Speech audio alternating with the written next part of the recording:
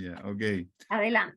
Ya, pero yo no creo que les pueda resolver todos los problemas como usted plantea. Aquí quizás los voy a dejar más enredados todavía, pero es evidente que son temas estos muy vagos, porque fueron el fascismo y el nazismo de derecha. Vaya a saber uno lo que es derecha, lo que se entiende por derecha. Yo por ahí no me meteré, pero claro, trataré de explicar algo lo que es el fascismo para ver dónde uno lo puede ubicar.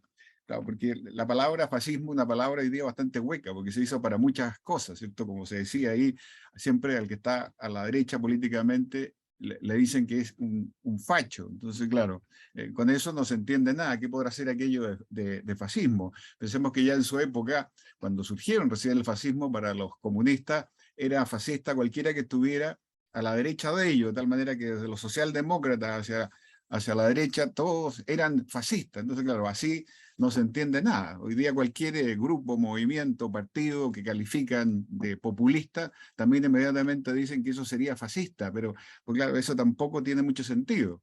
Hay algunos amigos míos que usan la expresión fascismo de izquierda para referirse, por ejemplo, a la violencia que afectó a Chile en los últimos tiempos, pero eso tampoco tiene mucho sentido. Entonces ahí ya están diciendo que el fascismo de derecha y uno de izquierda, porque estos son violentos, pero claro, la violencia fue primero de los grupos revolucionarios de izquierda y solo después de los movimientos de estilo fascista cuando surgieron en el periodo surgieron en el periodo de entreguerra. Entonces, yo primero lo que querría decir es que el fascismo y los movimientos de estilo fascista hay que ubicarlo en un periodo histórico muy preciso, que es aquel que siguió inmediatamente al fin de la Primera Guerra Mundial. Ahí tomaron forma los movimientos de estilo fascista, en un ambiente muy especial, ¿cierto? Marcado por lo que fue la guerra y sus consecuencias, que se notó con particular fuerza en los países derrotados, pensemos en el caso de Alemania, el nacionalsocialismo, de Italia con el fascismo, muchos de los países de lo que fue el imperio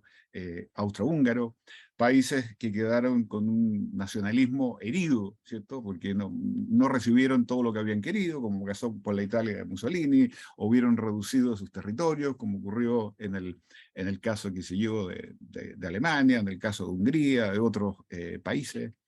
Fue una época que se vivió una gran inestabilidad política, porque después de la Primera Guerra Mundial surgieron una serie de regímenes democráticos particularmente débiles que no lograban afirmarse en el ambiente difícil que se vivía, ¿cierto? Fue una época de crisis económica constante y permanente que fue el caldo de cultivo para el desarrollo de movimientos políticos extremos.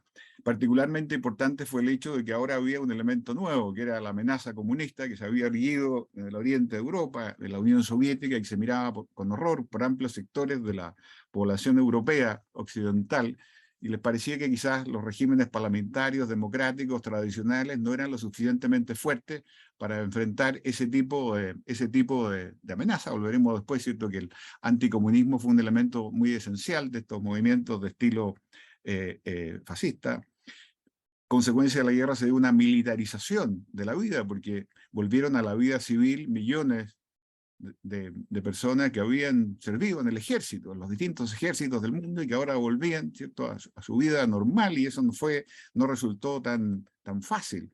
Se generaron también una serie de cuestiones sociales, problemas sociales muy fuertes. Hubo un movimiento telúrico en ese ámbito, lo pasaron particularmente mal los sectores medios, de empleados, sobre todo los que no estaban empleados en la industria de guerra, que era la única a la que iba bien, le fue bien, ¿cierto?, en la guerra. Por eso los orígenes de los movimientos de estilo fascista suele haber un cierto predominio de los sectores medios de la burguesía, pero esto afectó a toda la sociedad. Tomó forma o fuerza un intervencionismo económico del Estado creciente contra el liberalismo dominante. Bueno, en ese ambiente, es que fueron tomando forma, ¿cierto?, los movimientos de estilo fascista, y que son movimientos especiales. Uno dice, bueno, hoy día se los suele calificar de derecha, pero la verdad es que los líderes fascistas pretendieron superar eso, superar esa disyuntiva. Por ejemplo,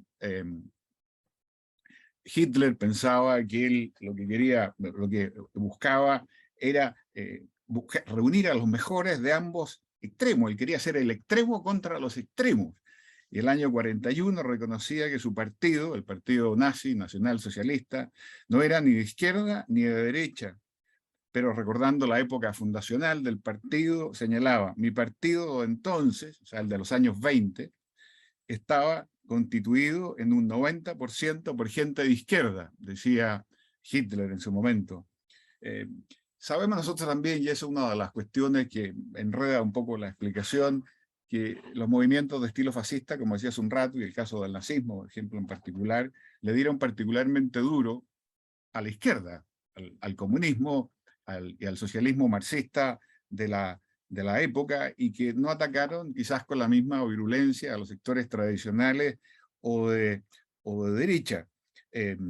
Si bien políticos de derecha fueron llevados también, por ejemplo, en Alemania, a campos de concentración. También, por ejemplo, en la noche de los cuchillos largos de junio del 34, cuando Hitler se deshizo de la SA y asesinó a mansalva a varias decenas de personas, fueron asesinados varios representantes de los grupos más tradicionales de la sociedad. Pensemos, por ejemplo, en el líder de la Acción Católica en Berlín, Erich Klausener, y qué sé yo, el filósofo más tradicionalista Erich Jung, en fin. Obviamente que lo pasaron peor en principio los comunistas, los socialistas, que fueron perseguidos con particular dureza desde el momento que Hitler del momento que Hitler llegó al poder. En cambio, no le pegó tan duro a la burguesía tradicional, que pudieron seguir manejando sus negocios, ¿cierto? Sus propiedades y qué sé yo, pero esto no porque tuviera a Hitler ahí una preferencia por ellos, sino porque les tenía menos miedo, ¿cierto? Le tenía miedo al comunismo, al socialismo marxista, porque ahí veía una ideología que se defendía con fanatismo igual o superior al de los nazis, y por eso les generaba mayor temor y por eso les dio con mayor dureza. Y este fue un juicio que en parte uno puede pensar que fue equivocado, porque si uno recuerda, habrán visto alguna película, aunque sea sobre el tema, el atentado más serio que hubo contra Hitler en 20 de julio del 44, ese que parece esa película Las Valkyries, qué sé yo, detrás de él estuvieron sobre todo sectores más tradicionales, sectores más, usando la expresión que se usa para el título de esta charla, más de derecha, sin perjuicio que hubiera habido también algún atentado también de la izquierda y de otros lados. Entonces, esos sectores tradicionales también se resistieron de alguna manera hasta el final. Por esto es una cosa compleja. Hay que ver un poco, hablando así en términos genéricos, qué es lo que uno debería entender por fascismo, primero. Claro, el fascismo es menos unívoco que el comunismo, porque el comunismo tiene detrás una filosofía muy clara, que es la de Carlitos Marx, ¿cierto? Un ladrillo gigantesco de altísimo nivel, ¿cierto? Que deriva de Hegel y de otros. Algo semejante no hay en los movimientos de estilo fascista, pero eso no significa que no hayan tenido una ideología, que también la tenía, pero unas ideologías más eclécticas, que tomaban elementos de distintos lados, de Nietzsche, de Schopenhauer, de Sorel, en fin, y ahí armaban un cuento y que dan primacía no a lo que era la tradición filosófica de la época, a la racionalidad, sino a elementos más bien irracionales o no racionales que tienden a utopías muy extremas, y eso unido, ¿cierto?, a un fuerte nacionalismo. Un elemento también muy central y que los diferencia de las derechas tradicionales, digamos así, de la época, es que los fascismos siempre tienen un carácter secular, antirreligioso. Quieren crear una religión alternativa, son opuestos a cualquier forma de trascendencia, y se basaban sobre todo en un vitalismo, un idealismo, un rechazo al determinismo económico, y apuntaban a esa idea de crear un hombre nuevo, cosa que insiste mucho, por ejemplo, Mussolini, los fascistas italianos, un nuevo estilo de cultura que mezclaba la excelencia física con la artística, que valora sobre todo el coraje, la audacia, la superación de límites, un hombre total de características nuevas y distintas. Algunos han señalado que podrían ser un poco nihilistas porque se oponían a los valores tradicionales, pero no, se oponían sí a muchos valores tradicionales, pero sobre todo tenían una tendencia, ¿cierto?, a entregarse a actos de destrucción a lo grande, a veces hasta llegar al asesinato de masas. Se hablaba de una destrucción creadora, ¿sí? Del mismo modo que los comunistas asesinaron millones de personas, también esa tendencia estaba dada en los movimientos fascistas de la época. Eso también hay que tener en cuenta cuando aquí cualquier populismo de hoy día se dice que podría ser una cosa de estilo fascista, y estamos muy lejos de estas realidades de la época. A veces se dice que eh, los fascismos eran opuestos a las ideas de la Ilustración, a las ideas revolucionarias de 1789, cuando surgieron los movimientos democráticos, liberales. En parte sí y en parte no, pero son herederos también de esa época. Los movimientos de estilo fascista son inimaginables en una época en que no dominan las masas, son movimientos de masas, más todavía. En los movimientos de estilo fascista están muy presentes esos conceptos modernos, seculares, un poco prometeicos del siglo XVIII, esa idea de utopía transformadora, ese estilo constructivista de partir de cero, de deshacer todo lo que había antes para construir una sociedad nueva. Hay un progreso, entre comillas, de otras características, por decirlo así. Lo que sí se rechaza de esa tradición revolucionaria, liberal, del siglo XVIII de la Ilustración, pues es esos elementos racionales, el materialismo, el igualitarismo, ese tipo de cosas no son aceptadas. En los fascismos hay también una preocupación muy marcada por la decadencia de por la sociedad, ¿cierto? El mundo está cayendo. Recuerden ustedes, por ejemplo, ese clásico libro de Spengler, La decadencia de Occidente, que marcó mucho esta época y justo al fin de la Primera Guerra Mundial. Ese era el ambiente un poco que se vivía. Entonces, en ese ambiente, los movimientos de estilo fascista quieren representar una nueva cultura revolucionaria. Son revolucionarios, quieren hacer una revolución, insistiremos en ello después, lo pondremos ejemplos concretos, encabezada por nuevas élites que sustituirían a las viejas élites del liberalismo, del conservantismo y de la izquierda. Quieren terminar con el pasado, con las tradiciones, con los partidos tradicionales, con los partidos conservadores, digamos, con los grupos de derecha para construir una sociedad nueva y distinta, revolucionaria. Por eso tienen también el sentimiento de cumplir una misión, ¿cierto? Hay un cierto mesianismo también en ello, de crear efectivamente algo totalmente nuevo, y por eso apuntan, decía yo hace un rato, son movimientos seculares, que no quieren la trascendencia, y por eso tienden a crear una especie de religión alternativa, o sea, como religión cívica, todo un sistema de mitos que entra mucho, volveremos a ello, ¿cierto?, por los ojos, por la escenografía, por una serie de parafernalia escénica que viene a reemplazar la liturgia tradicional cristiana. Por eso algunos autores hablan de una especie de religión política, pero es algo siempre inmanente, post-cristiano, secular. Apuntan siempre a una utopía que no siempre está tan clara, quizás en el caso del nacionalsocialismo eso es más evidente, porque claro, se apuntaba a crear una sociedad organizada del punto de vista racial, una jerarquía en que hay una raza superior, la raza aria, y una serie de razas inferiores que quedan a su servicio en un contexto de dominio global o mundial. En otros casos, no está tan claro el final, porque los movimientos de estilo fascista son sobre todo vitalistas, dinámicos, o sea, ponen más énfasis, ¿cómo decirlo?, en el movimiento, en esa idea de la revolución permanente, que siempre hay en el trasfondo un nacionalismo expansivo que está buscando entonces extenderse de alguna manera por otros claros. En materia económica, volveremos a ello cuando hablemos del nacionalsocialismo, pero claro, en materia de estructura económica, objetivos económicos, lo que hay una subordinación completa de la economía al Estado, de la economía al Estado. Se mantiene la propiedad privada, a diferencia de los regímenes comunistas, ¿cierto?, en que se estatiza la propiedad, pero claro, la economía se pone al servicio del Estado. El Estado la dirige, qué producir, cuánto producir, en qué condiciones, qué sé yo. Si estamos en guerra, bueno, pueden mantener su propiedad, señores industriales, pero van a producir armas y no otra cosa. Por ahí van un poco los tiros en esta materia económica. O sea, se pierde ahí toda libertad para poner la economía al servicio de los objetivos del Estado. Un elemento central de los fascismos es siempre esa evaluación positiva que hacen de la violencia, de la lucha, esa idea de una coacción infinita. La novedad, un poco cuando surgieron los movimientos fascistas en el periodo que siguió a la Primera Guerra Mundial, es que era el único otro grupo que salía a la calle a enfrentarse de igual a igual con la violencia revolucionaria de la izquierda, que era la que hasta ese momento había dominado siempre la escena política en los ámbitos públicos, en cualquier ciudad europea. Ahora surgía un grupo de sujetos que actuaban en otra dirección y con la misma violencia. Tienen los movimientos de estilo fascista una cierta conciencia de que la violencia poseía por sí misma un cierto valor positivo, terapéutico, que era algo bueno, algo sano, que era necesario, ¿cierto? Siempre una cierta dosis de lucha, de violencia continua. Detrás están las ideas de George Sorel, o el darwinismo social, competencia, lucha por la vida, supervivencia, los más fuertes.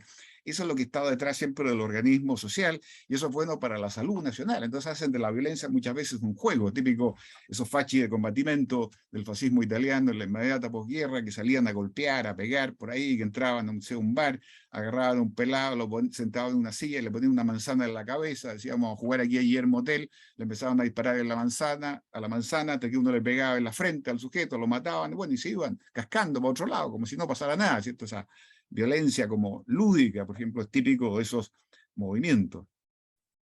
El fascismo también en materia, digamos, de política internacional buscaba cambiar el orden europeo de la época, y solían tener una tendencia expansiva, aunque no siempre. Esa idea de apuntar, como eran nacionalistas, aquella época quizás en que la nación había sido más grande. Entonces, en el caso del fascismo italiano, bueno, ser del Mediterráneo otra vez, un lago italiano, ¿cierto? Reconstituir el imperio romano, eso es lo que estaba ahí. Bueno, en el caso del nacionalsocialismo, la búsqueda de espacio vital en el este de Europa. En cambio, el racismo no es algo propio de todos los fascismos. Uno de repente se queda claro. Los fascismos son muy distintos unos de otros, no son iguales. Entonces, claro, uno dice el más extremo de ellos, es el nacionalsocialismo alemán, pero no todos fueron así. Entonces, claro, en el caso del el racismo, claro, en el nacionalsocialismo alemán jugaba un papel central, en los otros no tanto, sin perjuicio de que siempre se mirara, no sé, con, como con desprecio, no sé, a la población de color, negros, amarillos, pero eso también ocurría en los países democráticos. No sé, pensemos cuando se discutían los tratados de paz, y los japoneses quisieron que se incluyeran los tratados de paz una referencia a la igualdad de las razas, para que se considerara igual a los amarillos y a los blancos. Norteamericanos, ingleses supusieron, ¿cierto?, que puedan reconocer que los amarillos de Japón eran iguales a ellos, ¿cierto? En ese sentido había un racismo también en otros partidos, pero no al extremo, ¿cierto? No al extremo del nacional, no al extremo del nacionalsocialismo. Después decía, eran movimientos estos modernos, porque apuntaban, y de la era democrática, porque apuntaban siempre a la movilización de masas, a la movilización de masa. Eran muy distintos a los típicos partidos parlamentarios que habían existido hasta ese momento, que siempre eran partidos como reducidos, un poco de élite, que había una serie de caballeros, de señores antiguos que manejaban ahí, como vivimos en Chile en su tiempo también, que controlaban la situación, esas camarillas parlamentarias, liberales, conservadoras. Pero aquí, no, se busca que las masas también participen activamente, hay que movilizarlas, son partidos de masa, por eso no se entiende o sea, no son imaginables los fascismos, sino en la era democrática.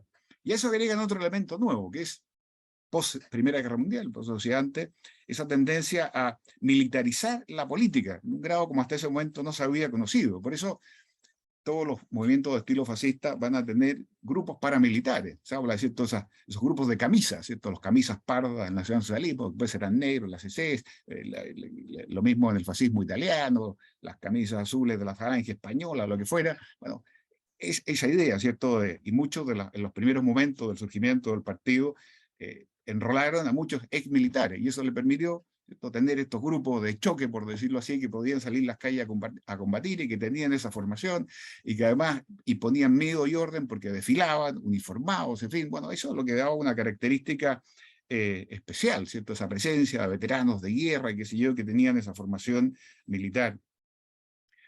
Y pues otro rasgo que es muy típico y que se ve muy claro en el nacionalsocialismo alemán, en el fascismo italiano, ¿cierto? Ese uso, esto se relaciona con lo que antes decíamos, religión cívica, mitos, el uso que se hicieron de símbolos, ¿cierto? Medios para despertar emociones, ¿cierto? La suástica, los fachos, esas banderas, ¿cierto?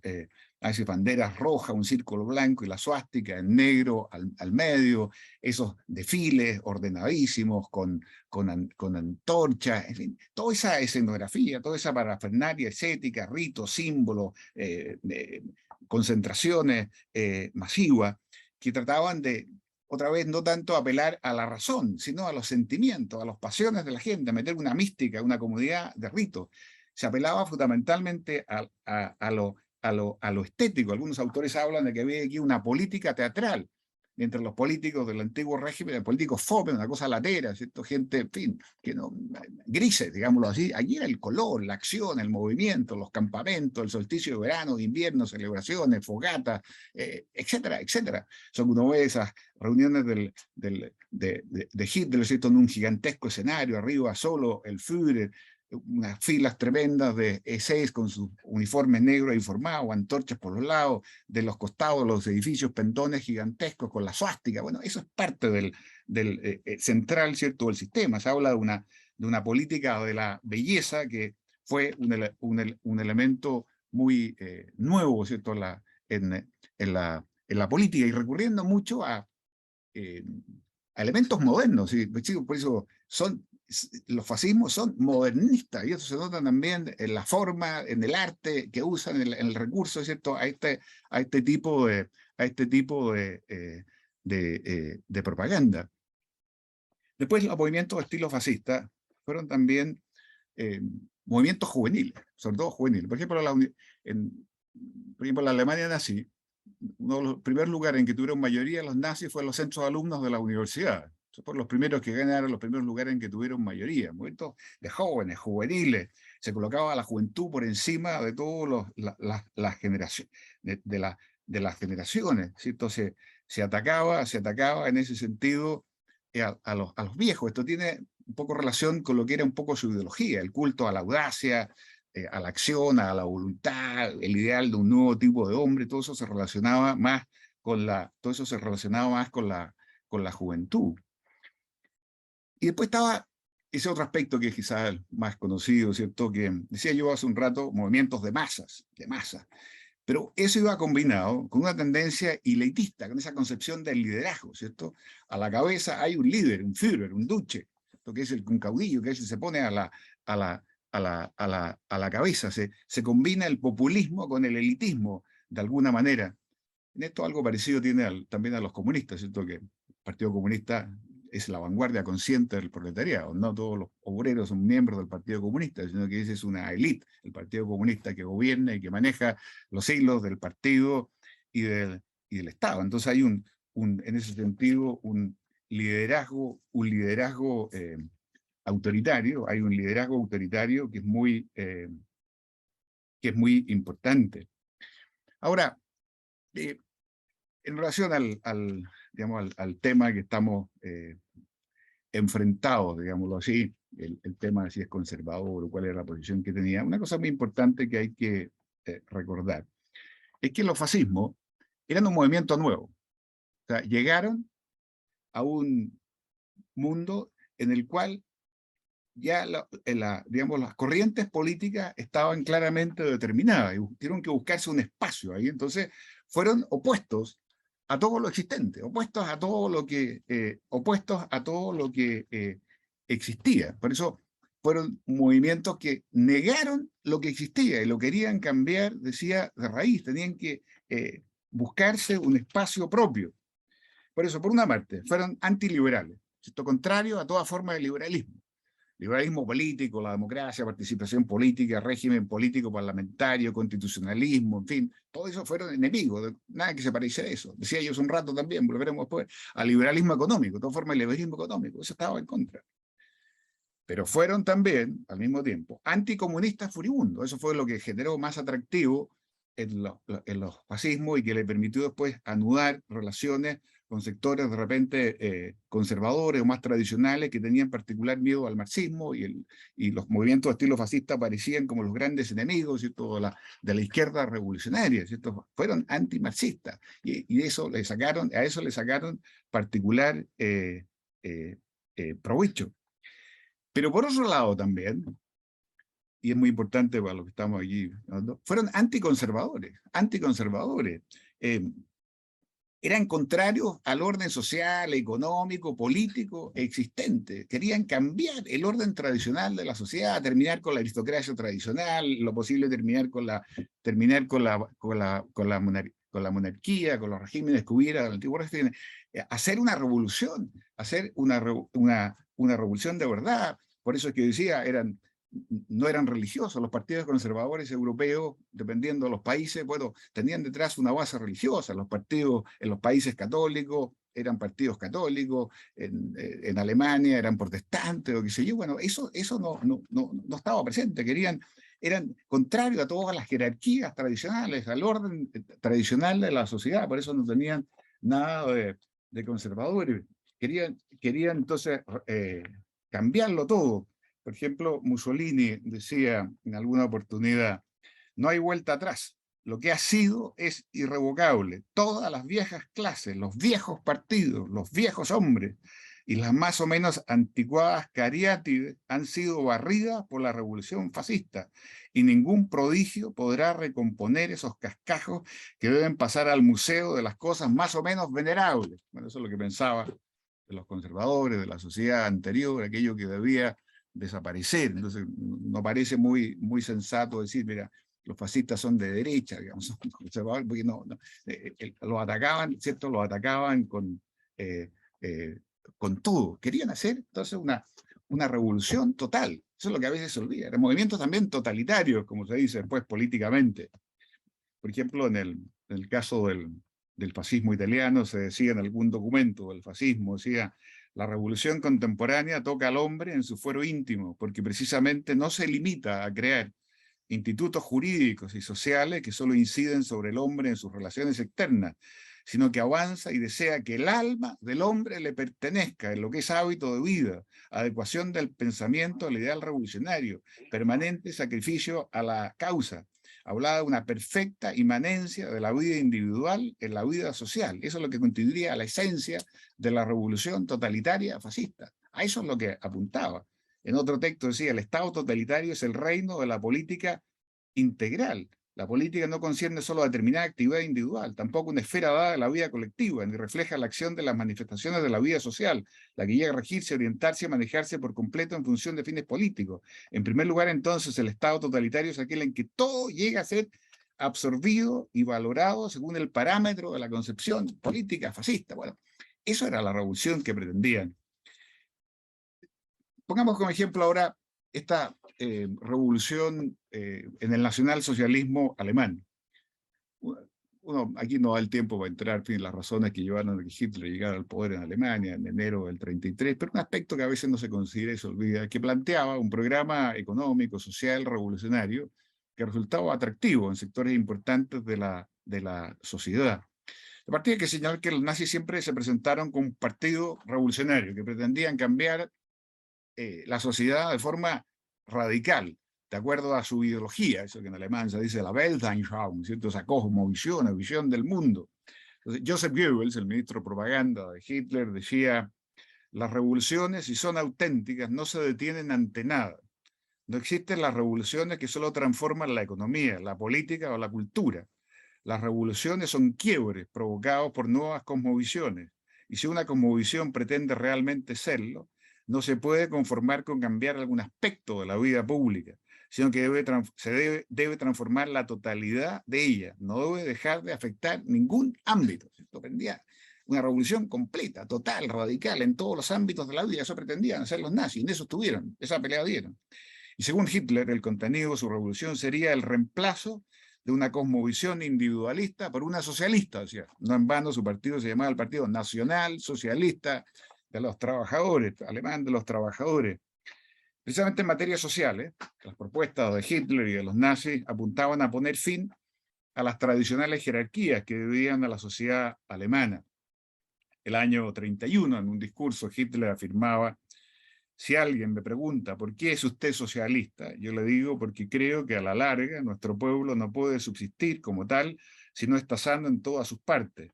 Yo no me puedo imaginar ningún futuro para nuestro pueblo si por un lado encontramos una burguesía ultra satisfecha y junto a ella trabajadores muertos de hambre.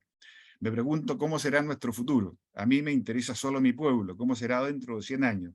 Soy socialista no por compasión con el individuo, sino solo en consideración a nuestro pueblo. Yo quiero que el pueblo que nos ha dado la vida siga existiendo también en el futuro. Entonces, para resolver la cuestión social, planteaba una fórmula que resultaría particularmente atractiva en esas difíciles circunstancias que vivía Alemania en la inmediata posguerra, el periodo de entreguerra, donde se entrelazaban las consecuencias de la crisis económica, la crisis política, en una Alemania en que subsistía la estructura social jerárquica que venía, ¿cierto?, del antiguo régimen, que se mantenía mucho de la época guillermina. Entonces, lo que planteaba Hitler era eso que se llama la Chancengleichheit, una igualdad de oportunidades. Eso es lo que quería hacer. No buscaba alcanzar una igualdad de hecho, como, no sé, con un régimen comunista, sino una igualdad de oportunidades. Esto es, que todos los grupos de la población tuvieran posibilidades de ascenso y de participación. De hecho, los que votaban por Hitler eran gente que quería mejorar su posición, cambiar su posición, salir de la posición en que estaba, y eso es lo que Hitler le ofrecía, ¿cierto? Debía terminarse con las antiguas desigualdades e introducirse un orden nuevo. Entonces, quería terminar con las antiguas élites. En Alemania había tenido una aristocracia tradicional, éramos en parte aristócratas los catedráticos, los catedráticos universitarios, la gran burguesía alemana, y que decía, bueno, eso había que cambiarlo por un orden nuevo, no a través de la aniquilación violenta, como el caso, ¿cierto?, de los comunistas, que hay que terminar con la burguesía como clase, sino introduciendo la igualdad de oportunidades, y eso generaría, ¿cierto?, una lucha por el ascenso social en un sentido social darwinista, que es un elemento esencial de la ideología nacional socialista, a través del cual las antiguas clases dirigentes irían siendo reemplazadas por fuerzas nuevas, sobre todo surgidas de los sectores obreros. Y entonces el resultado de este proceso no sería la igualdad, sino una nueva desigualdad que mantendría la lucha, que eso es lo que daba vida a la sociedad, la lucha por la supervivencia, la competencia, un nuevo punto de partida para el ascenso social, que siempre culminaría, ¿cierto?, con el surgimiento de nuevas desigualdades. Obviamente que esta competencia solo le quedaba por los de la raza aria, ¿cierto?, los judíos y qué sé yo, y otras razas inferiores no podían participar de esta competencia.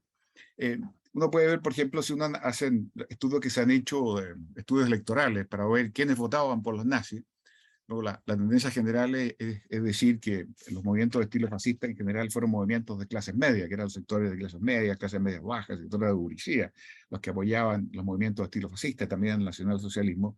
Los estudios electorales muestran que eso no es tan claro, eso sí fue en un comienzo así, pero por ejemplo en las elecciones ahí en los años 30, en las elecciones del 32 fundamentalmente, cuando el partido nazi dio el salto y llegó a tener más del 30 y tanto por ciento de los votos y se transformó en el partido más fuerte de Alemania, se calcula que más o menos de un tercio a un 40% de los votantes nazis eran obreros, no de las grandes industrias, porque ahí donde estaban más sólidos los sindicatos socialistas y comunistas, pero sí trabajadores especializados de lo que diríamos nosotros en Chile, de las pymes alemanas de la época, ¿cierto?, las industrias un poco más pequeñas, pero un 30, un 40%, por ciento, que eran los que votaban en ese momento por los nazis. O sea, tenía una base obrera particularmente importante.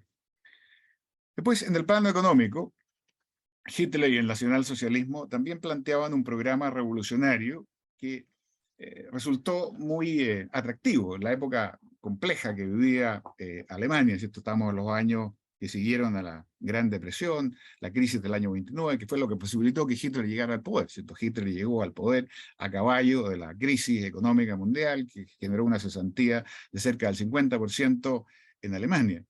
Entonces, su política económica partía de una crítica radical al liberalismo económico tradicional, y recogía en cambio como las teorías keynesianas de intervencionismo económico. Hay autores que lo ponen como ejemplo, ¿cierto?, del éxito de la implementación de políticas keynesianas para superar el ciclo económico negativo que en ese momento se vivía. Al mismo tiempo, aunque nunca desconoció la importancia de la economía, la sometía claramente al primado de la política, ¿cierto? La economía debía estar al servicio de la política. La política debía dominar la economía. El Estado era el que tenía todos los derechos. La economía debía estar al servicio del Estado, ¿cierto? El Estado debía imponerse, ¿cierto?, frente a la economía, frente a los empresarios, si ustedes quieren. Uno puede decir que el rasgo quizás más característico del nacionalsocialismo en materia económica fue su extremado antiliberalismo, ¿cierto? Su fundamental negación de los principios del laissez-faire, del libre mercado, de la libre iniciativa empresarial, económica. Hitler no eliminó absolutamente la competencia, pero sí la subordinó, ¿cierto? Subordinó el libre juego de las fuerzas individuales en la economía a los intereses de la comunidad nacional alemana y al autoritarismo del Estado. En el fondo lo que buscaba Hitler era una tercera vía entre el capitalismo y el socialismo, entre la economía de mercado y la planificación total de acuerdo al modelo soviético. Hitler siempre tuvo un cierto temor, había una tendencia natural por la forma que tenía el régimen nazi de avanzar eventualmente a una creciente estatización de la economía, y algo se avanzó en ese lado porque a medida que avanzaba la guerra y se ocupaban países, todo el imperio de las SS fue siendo cada vez más grande y tener control de ámbitos importantes, ¿cierto?, de la producción económica. Pero Hitler, por otro lado, tenía miedo que eso pudiera generar un estancamiento, por decirlo de alguna manera, porque la esencia de su sistema era la competencia, la lucha por la vida, el darwinismo social. Entonces, claro, si no había esa competencia también en lo económico, eso podía producir un estancamiento, y eso es lo que le producía unas ciertas contradicciones internas. En todo caso, siempre se mantuvo el reconocimiento de la propiedad privada. No se expropiaron los bienes ni de las grandes empresas, sí, de la población judía y eso, pero por razones ideológicas, pero los alemanes normales y corrientes, ¿cierto?, mantuvieron sus propiedades, las grandes empresas siguieron funcionando, pero siempre al servicio del Estado, ¿cierto? Si el señor Krupp, el señor Thyssen o la IG Farben hubieran decidido producir, qué sé yo, lavadoras y refrigeradores, le hubieran mandado a freír monos, ¿cierto? Ahí le hubieran quitado a la empresa. Mientras produjeran tanques, cañones y qué sé yo, eso estaba bien, pero siguieron funcionando. No sé, por poner un ejemplo extremo, cuando en el campo de exterminio de Auschwitz fue necesario construir crematorios para deshacerse de los cadáveres de los judíos que habían sido ahí gaseados, se llamó un concurso de empresas privadas para hacer los hornos. Y ahí ganó una empresa privada, la empresa Topf. No necesariamente estos sabían para qué se iban a destinar sus hornos. Y fue esa empresa privada la que construyó los hornos ahí en Auschwitz. La propiedad privada se mantenía, pero sujeta, ¿cierto?, al control, pero sujeta al control del Estado.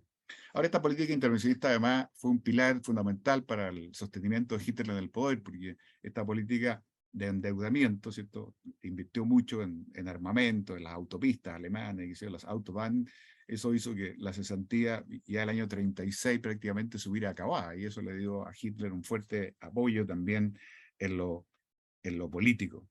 Entonces, lo que apuntaba Hitler, y eso es lo que vendía, y ese era su objetivo, ¿cierto?, era conformar eso que se llamaba la Volksgemeinschaft, una comunidad nacional alemana. No era casualidad que en el nombre del partido se unieran los conceptos de nacionalismo y socialismo, que parecían como las dos grandes corrientes que habían tomado forma en el siglo XIX. Entonces, esta idea de nacionalsocialismo despertaba la esperanza de que se pudiera superar de una vez para siempre las grandes barreras sociales que todavía existían en Alemania y se llegara a dar forma a una sociedad más justa y solidaria, una sociedad en que se superara el individualismo, el Estado liberal tradicional, pero también se superara la lucha de clases disolvente preconizada por el marxismo. Un poco el diagnóstico que hacía Hitler era que las dos clases sociales que se enfrentaban en Alemania, burguesía y proletariado, carecían de la fuerza necesaria para superarse. Ninguno de los sectores extremos de la sociedad podía llevar adelante la unión del pueblo alemán apoyado en sí mismo y eliminando a los otros. Por eso debía encontrarse, otra vez vuelvo a una tercera vía que haría posible la continuidad del pueblo alemán, y entonces esa tercera vía debía reunir en una cosmovisión, en una ideología, en una Weltanschauung, el nacionalismo y el socialismo, de las dos formas antagónicas. Así, el socialismo, en la mirada de Hitler, significaría fundamentalmente sometimiento de los intereses económicos individuales al interés de la colectividad, mientras que el nacionalismo diría relación con la disposición a someter el propio yo a los intereses de la comunidad, y así buscaría entonces también superar el empate que según él se habría producido en la lucha de clase entre burguesía y proletariado a través de esta salida intermedia que era la Volksgemeinschaft. En fin, no me alargo más, pero claro, hay que pensar que los movimientos de estilo fascista de esta época fueron movimientos revolucionarios. Querían construir algo nuevo, totalmente nuevo, un orden nuevo, de carácter totalitario, sobre las ruinas de lo que antes existía. Deshacer, destruir todo lo que había para construir un orden nuevo, hacer desaparecer el orden tradicional. No se buscaba conservar nada de lo que, de lo que había. Entonces, por ejemplo, cuando Hitler llegó al poder en enero del 33, hubo sectores monárquicos, incluso los hijos del emperador Guillermo II, de Hohenzollern, que se encontraban en el destierro en Holanda, que se trataron de mover porque pensando que Hitler podía favorecer la vuelta a la monarquía, pero los mandó a freír monos luego. O sea, eso no tuvo ninguna posibilidad, no tenía ningún sentido, no era lo que Hitler buscaba. Esa sociedad, ¿cierto?, debía desaparecer. Y iba a establecerse un orden colectivista frente al el individualismo, frente a la subsistencia de sociedades intermedias, porque se imponía un orden totalitario nuevo. Entonces, no hay solo en los movimientos de estilo fascista, como a veces se ve una oposición, perdón, frente al marxismo, frente a los partidos de izquierda, sino que frente a toda la sociedad tradicional, e incluso, ustedes quieren también, frente al orden anglosajón, liberal, democrático de la época. Por eso se trataba de una categoría distinta y por eso no se puede simplificar esto haciendo ver como que, en fin, uno puede ubicar con facilidad el fascismo en un lugar determinado del espectro político porque estaba un poco en otra categoría. Ya, no los mareo más, no sé si hay alguna pregunta que todavía quieran hacer.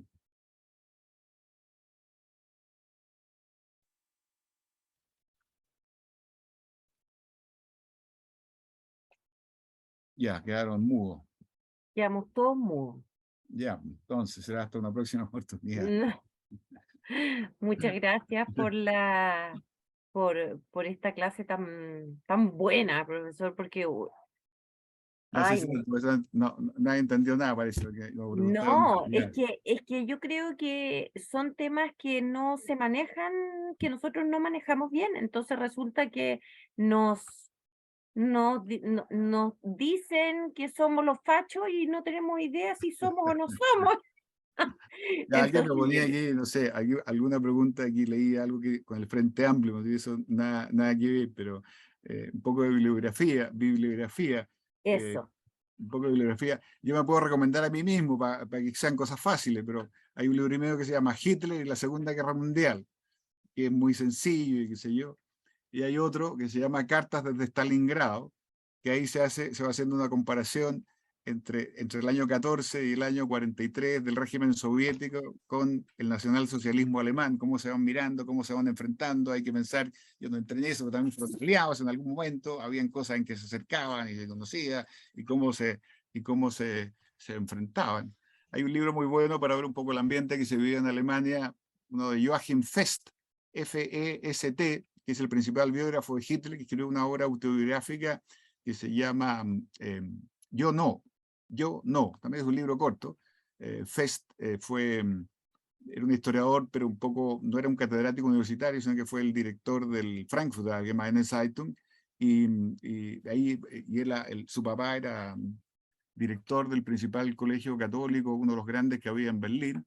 Los nazis le dijeron que si quería seguir de director tenía que firmar por el partido, dijo yo no. Bueno, y de ahí parte un poco lo que fue la historia de los Fest en ese periodo sometidos, ¿cierto?, a los nazis. Es una mirada un poco especial y muy bien escrita ¿cómo se llama?, de lo que fue la vida ahí bajo el nacionalsocialismo. Eso también les podría recomendar. Bueno, ha sido un gusto, pues. no, pero yo tengo una pregunta y la Rosita quiere hablar. Es Ah, que tengo una pregunta, profesor, que entonces cuando se habla de los fachos, es más relativo al fascismo italiano, nada que ver con Hitler y no, compañía, ¿no? lo que pasa es que el término fascismo, como decía, es un término amplio. Entonces, el que le dio el nombre a todo, porque fue el primero, fue el fascismo italiano. Por ahí Ya, surgieron en toda Europa, en casi todos los países europeos en esa época, movimientos de estilo fascista, hasta en la misma Inglaterra, en Hungría, en Rumania y qué sé yo. De todos ellos hubo solo dos que llegaron al poder, que fue el nacionalsocialismo alemán y el fascismo italiano. Entonces, claro, después se mete todo en el saco del fascismo, pero decía, no tienen una serie de elementos relativamente en común, que fue los que yo traté aquí rápidamente de mostrar, pero también tienen diferencias profundas entre ellas. Entonces, de repente se produce un poco una injusticia cuando se ponen todos en el mismo saco, porque la gente dice facho y piensa en Hitler y el nacionalsocialismo alemán. Entonces, claro, con eso ya en otra categoría estaban los otros, digamos. Entonces no es tan fácil. Es distinto en el caso de los partidos comunistas del mundo, que son todos cortados por la misma tijera. Entonces, claro, cuando muere el líder en Corea del Norte, el Partido Comunista de Chile lo manda a felicitar, o sea, le manda los pésames, en fin, ya, porque hay una relación mucho más directa, porque son lo mismo, más allá de algunas diferencias, en fin, locales, etcétera, etcétera. Pero los fascismos la cosa es un poco distinta, por eso decía, el término fascista se usa ¿cómo se llama? Se usa en un sentido así, claro, muy amplio, y eso es lo que lleva a todo tipo de errores, a mi juicio, digamos, que no tienen sentido. Se usa como una palabra descalificatoria, pero así se usó de un primer momento. Entonces decía, de los comunistas del primer día, descalificaron así a los fascistas. De hecho, la explicación última, la interpretación del comunismo para los movimientos de estilo fascista era decir que eran la forma extrema que había alcanzado el régimen capitalista liberal. Cuando el régimen capitalista liberal ya no tenía salida, digamos, por el avance, ¿cierto?, del socialismo, las masas obreras, ahí adoptaba esta forma violenta que era el fascismo para reprimir mejor a los trabajadores. Esa era su interpretación. Entonces, uy, esto da para mucho. Ay, qué interesante. Don Jaime, ¿quiere? Perdón, la Rosita tenía ahí Ah, la plantazo Rosita mucho primero, rato. ¿verdad? Sí. Rosita. Buenas noches, Buenas noches. profesor.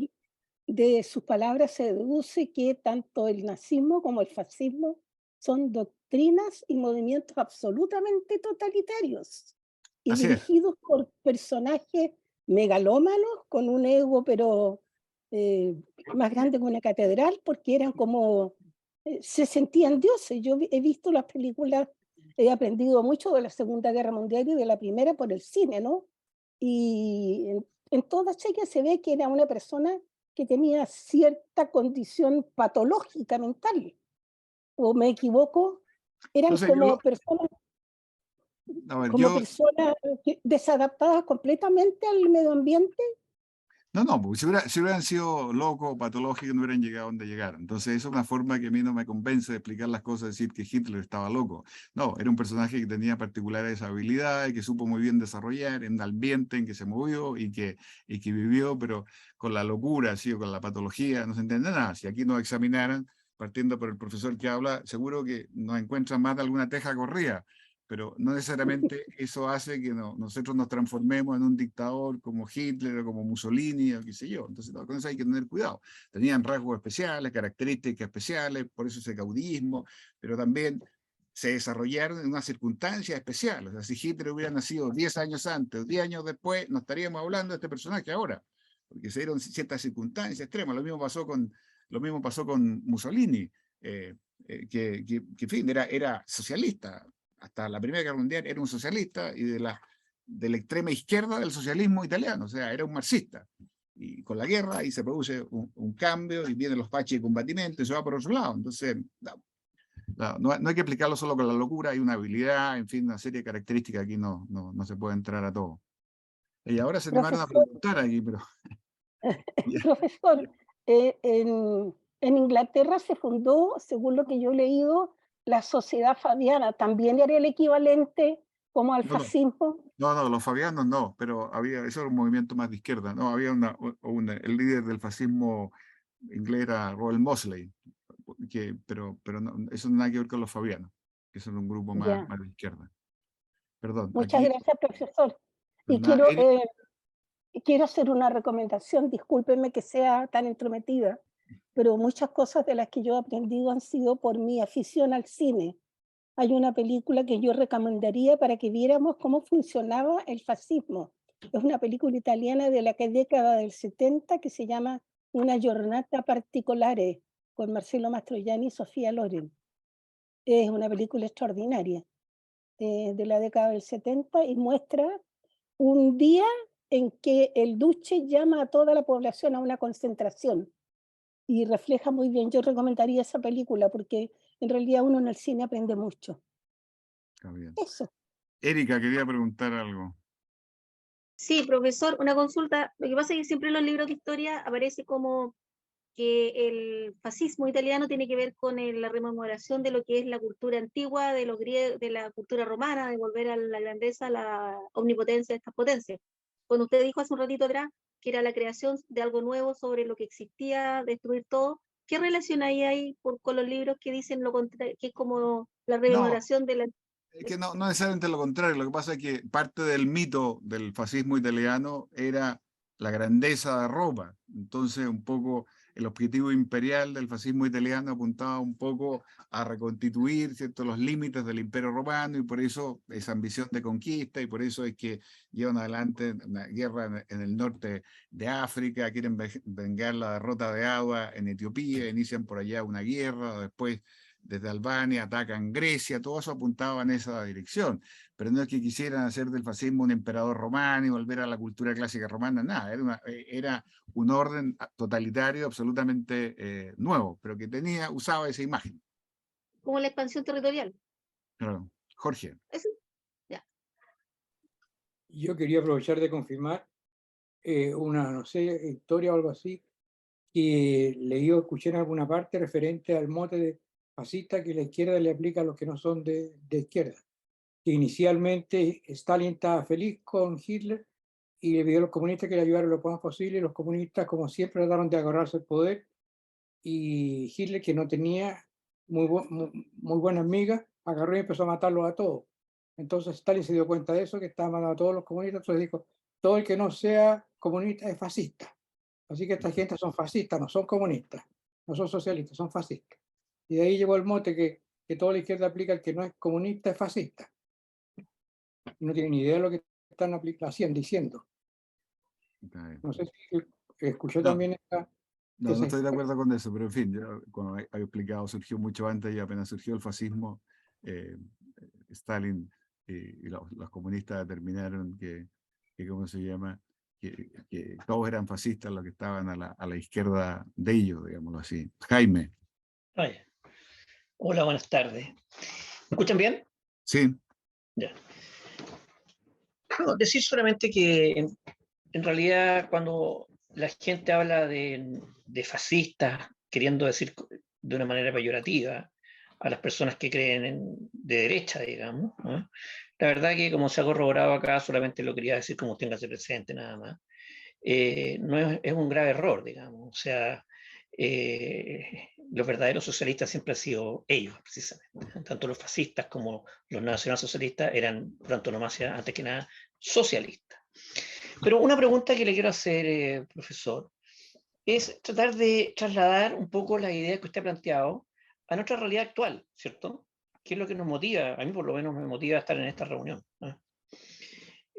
Porque decía usted recién, y leyendo textual a un autor aparentemente el mismo Duce, digamos, que, o a Nazi, o a Hitler, que la idea era, o a Goebbels, perdón, era cambiar toda la sociedad en forma absoluta, en todos sus aspectos, en todos sus ribetes, en todos sus, digamos, movimientos, etc. Entonces, cuando uno está viviendo aquí en Chile, estamos viviendo un proceso revolucionario, ¿eh? Y así expresado por su titular, ¿cierto?, el señor Boric, y al mismo tiempo uno lo ve arrodillado, abrazando a la viuda o a la madre de un carabinero asesinado, en circunstancias que, según mi parecer, él quiere mantener la revolución y lograr el objetivo de la revolución, para lo cual precisamente debe seguir reduciendo a carabineros, sistemáticamente, para lograr el objetivo por el cual llegó al poder. Entonces, yo le quiero preguntar a usted, ¿cuánto, digamos, ve de totalitario el sistema político vigente hoy día, el gobierno que ejerce la política hoy día, y si en ese sentido se avisora en el futuro un desenlace aún más totalitario y qué solución. Entonces, ahora la última parte de la pregunta, obviamente muy compleja de poder contestarla, yo comprendo, pero ¿cómo se han generado al final los desenlaces de los sistemas totalitarios? ¿Y cuál es entonces la fórmula que podríamos nosotros deshacernos de esta situación? Un poco esa es la pregunta. Ya, no es una pregunta para mí, porque yo soy historiador, los historiadores miramos para atrás, miramos para el Como pasado, quiera. el futuro. Es No libertad de somos, responderse, como se dice. Es no una somos, pregunta que yo le hago. Si no me quiere contestar, no hay ningún no problema. somos futurólogos, eso nada. Lo que sí es siempre peligroso, siempre ese intento de pasar la planadora y querer partir de cero, que es lo propio de todos los movimientos revolucionarios. Eso siempre ha resultado particularmente traumático desde la Revolución Francesa y todos los movimientos revolucionarios que ustedes se puedan imaginar. Y está, claro, yo me atrevería a usar todavía con estos personajes la expresión totalitario, pero claro, uno ve esa amenaza porque siempre se trata de ir eliminando todos los ámbitos y espacios de libertad, y contra eso es lo que uno debe combatir y poner los medios, porque claro, está esa cosa, esa idea utópica que tienen y que, claro, de imponerla a la fuerza como de lugar, ahí siempre hay un peligro, ¿cierto?, muy grande, que uno tiene que poner todos los medios para tratar de evitar aquello, porque lo que no quieren, ¿cierto?, es la libertad de los individuos, las tradiciones de este país, etcétera, etcétera, etcétera, que eso es todo lo que se quiere barrer, y eso ha sido clásico en todo este tipo de movimientos. Por eso yo insistía en lo que decía aquí, que no solo fueron revolucionarios, ¿cierto?, los comunistas, qué sé yo, sino que también Hitler, Mussolini, qué sé yo, eran revoluciones de distintas características y signos, pero también apuntaban a una destrucción de todas las libertades y a la construcción de un orden nuevo en que ellos tenían todo el poder y no dejaban ningún espacio de libertad a los que pensaran de otra manera. Entonces es un peligro que está ahí siempre latente y que hay que ver los medios por los que se puede combatir. Bueno, yo creo que ya me tengo que ir para la casa, ya, si no me van a retar, ¿eh? Así que en mi casa no soy el dictador, así que yo tengo que irme con más cuidado, tengo que irme con Ya. más cuidado. Oiga, ha sido un gusto estar con usted, ¿eh? Igualmente, profesor. Muchas Muchas gracias, gracias. profesor. Muchas Y gracias. gracias Que a le vaya muy todos. Nos bien. vemos Muy el otro bueno. Ya, martes. Gracias. chao. Muchas gracias, muy bueno. Hasta Gracias. luego. Nos vemos el Gracias, próximo profesor. martes. No, el próximo jueves, perdón. Chao, Valeria. Chao.